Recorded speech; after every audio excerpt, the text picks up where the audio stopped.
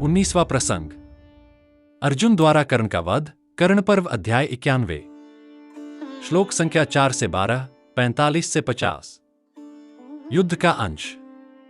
भगवान कृष्ण ने कहा, कर्ण, वनवास का 13वां वर्ष बीत जाने पर भी जब तुमने पांडवों का राज्य उन्हें वापस नहीं दिया था, उस समय तुम्हारा धर्म कहां चला गया था? जब राजा दुर्योधन ने तुम्हारी ही सलाह लेकर भीमसेन को जहर मिले हुए अन्न खिलाया और उन्हें सर्पों से डंसवाया, उस समय तुम्हारा धर्म कहां गया था?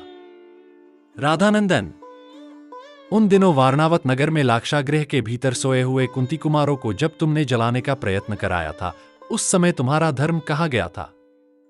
कर्ण, भरी सभा में दुःशासन के वश में पड़ी हुई रजस्वला द्रौपदी को लक्ष्य करके जब तुमने उपहास किया था, तब तुम्हारा धर्म कहां चला गया था?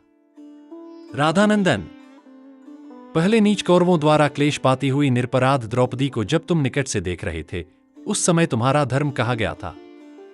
याद है ना, तुमने द्रौपदी से कहा था, कृष्णे, पांडव नष्ट हो गए, सदा के लिए नरक में पड़ गए, अब तू किसी दूसरे पति का वरण कर ले। जब तुम ऐसी बात कहते हुए गजगामिनी द्रौपदी को आंखें फाड़ फाड़ कर देख रहे थे, उस समय तुम्हारा धर्म कहां गया था? कर्ण, फिर राज्य के लोभ में पड़कर तुमने शकुनी की सलाह के अनुसार जब पांडवों को दोबारा जुए के लिए बुलवाया, उस समय तुम्हारा धर्म कहां गया था? जब युद्ध में तुम बहुत से महारथियों ने मिलकर बालक अभिमन्यु को चारों ओर से घेर कर मार डाला था, उस समय तुम्हारा धर्म कहां गया था? यदि उन अवसरों पर यह धर्म नहीं था, तो आज भी यहां सर्वथा धर्म की दुहाई देकर तालू सुखाने से क्या लाभ? सूत, अब यहां धर्म के कितने ही कार्य क्यों न कर डालो, तथापि जीते जी तुम्हारा छुटकारा नहीं हो सकता। तत्पश्चात गांडीवधारी अर्जुन ने उस अप्रमेय शक्तिशाली बाण को धनुष पर रखा और उसे उत्तम एवं महान दिव्यास्त्र से अभिमंत्रित करके तुरंत ही गांडीव को खींचते हुए कहा, यह महान दिव्यास्त्र से प्रेरित महाबाण शत्रु के शरीर, हृदय और प्राणों का विनाश करने वाला है। यदि मैंने तप किया हो, गुरुजनों को सेवा द्वारा संतुष्ट रखा हो, यज्ञ किया हो और हितैषी मित्रों की बातें ध्यान देकर सुनी हो, तो इस सत्य के प्रभाव से यह अच्छी तरह संधान किया हुआ बाण मेरे शक्तिशाली शत्रु कर्ण का नाश कर डाले। ऐसा कहकर धनंजय ने उस घोर बाण को कर्ण के वध के लिए छोड़ दिया। बलवान अर्जुन के द्वारा छोड़ा हुआ वह सूर्य के तुल्य तेजस्वी बाण आकाश एवं दिशाओं को प्रकाशित करने लगा। जैसे इंद्र ने अपने वज्र से वृत्रासुर का मस्तक काट लिया था, उसी प्रकार अर्जुन ने उस बाण द्वारा कर्ण का सिर धड़ से अलग कर दिया। मित्रों, आपने देखा कि कर्ण केवल 1 बार, 2 बार, 5 बार या 10 बार ही नहीं, बल्कि पूरे 19 बार पराजित और अपमानित हुआ। बार बार युद्ध में हारकर वह दुर्योधन की कृपा से जीवित रहा, लेकिन अंततः अपने अधर्मपूर्ण आचरण और पापमय जीवन के कारण महाभारत के युद्ध में मारा गया। यह भी सत्य है कि कर्ण ने कई बार विजय प्राप्त की थी। उसने नकुल, सहदेव और युधिष्ठिर को एक बार युद्ध में हराया था।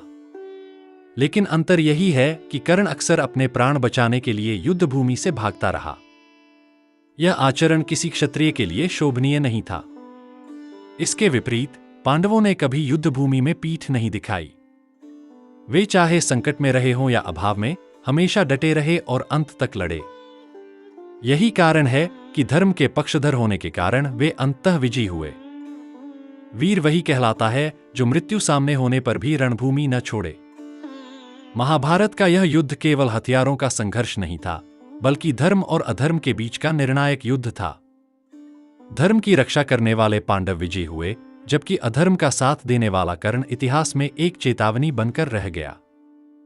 मित्रों, यही सत्य हमें समझना होगा कि बल, सामर्थ्य और पराक्रम से भी बड़ा धर्म होता है। धर्म की रक्षा करने वाला सदा विजयी होता है, और अधर्म का साथ देने वाला चाहे कितना भी शक्तिशाली क्यों न हो, अंततः विनाश को प्राप्त होता है। मित्रों, आशा है आपको यह सत्य आधारित प्रस्तुति पसंद आई होगी।